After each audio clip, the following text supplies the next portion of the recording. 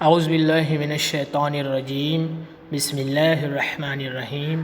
عزیز طلبہ و طالبات، آج بریج کورس کا 41واں دن اور ہم 7ویں جماعت کے اردو مضمون کی 41ویں شیٹ لے کر آپ کے سامنے حاضر ہیں۔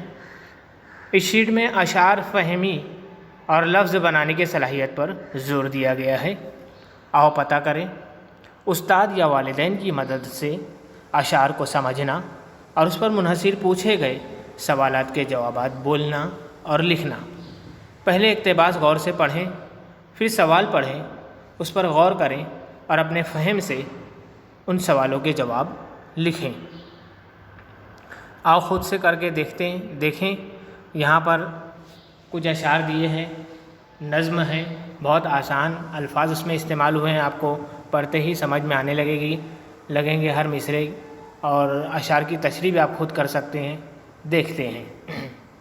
کہتے ہیں ایک سال نہ بارش ہوئی کہیں، گرمی سے آفتاب کی تپنے لگی زمین، تھا آسمان پر نہ کہیں ابر کا نشاں، ابر مطلب بادل، تھا آسمان پر نہ کہیں ابر کا نشاں، پانی ملا نہ جب تو ہوئی خشک کھیتیاں، منہ تک رہی تھی خشک زمیں آسمان کا، امید ساتھ چھوڑ چکی تھی کسان کا، بارش کی کچھ امید نہ تھی اس غریب کو، یہ حال تھا کہ جیسے کوئی سوگوار ہو، ہر بار آسماں کی طرف دیکھتا تھا وہ، بارش کے انتظار میں گھبرا رہا تھا وہ۔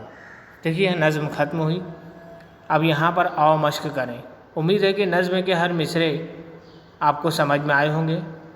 آج مصرعوں میں جو بات کہی گئی ہے ان باتوں کو آپ سمجھ رہے ہوں گے، کس پس منظر میں یہ نظم لکھی گئی ہے، کس پر لکھی گئی ہے، سب آپ کو معلوم ہوگا۔ آؤ مشق کریں۔ ذیل میں لکھے ہوئے جملوں کا مفہوم نظم کے جن مصرعوں میں آیا ہے وہ مصرع لکھنا ہے۔ آپ کو صرف ایک مصرع لکھنا ہے۔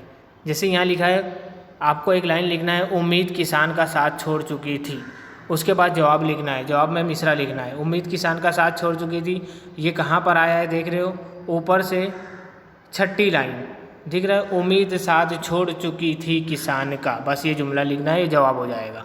پھر اس کے بعد نمبر 2 لکھنا ہے، کھیتیاں سوکھ چکیں، کھیتیاں سوکھ چکی کہاں پر آیا ہے، آپ سوال لکھو گے نمبر 2، کھیتیاں سوکھ چکی۔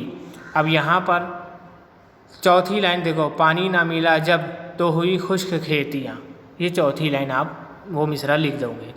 اسی طرح سے سب کی نظریں بار بار آسمان کی طرف اٹھ رہی تھیں، تو یہاں سب کی نظریں یہ تھوڑا سی غلط چھپ گیا ہے شاید، یہاں پر آئے گا کسان کی نظریں۔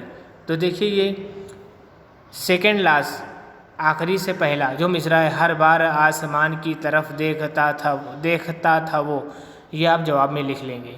اسی طرح سے سورج کی وجہ سے زمین تپ رہی تھی، یہ مصرع جواب میں آپ لکھوں گے، اوپر سے دوسری لائن، گرمی سے آفتاب کی تپنے لگی زمین۔ اسی طرح سے آپ کو وہاں پر جو جملہ دیا ہوا ہے اس سے تعلق رکھنے والا کون سا مصرع آیا ہے وہ جواب میں آپ لکھوں گے۔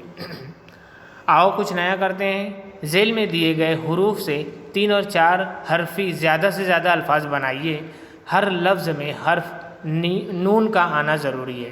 دیکھیے 3 4 یہ جو نیچے دیے گئے ہیں لفظ حرف دیے ہوئے ہیں، شین ہے، میم ہے، واو ہے، بے ہے، جیم ہے، دال ہے۔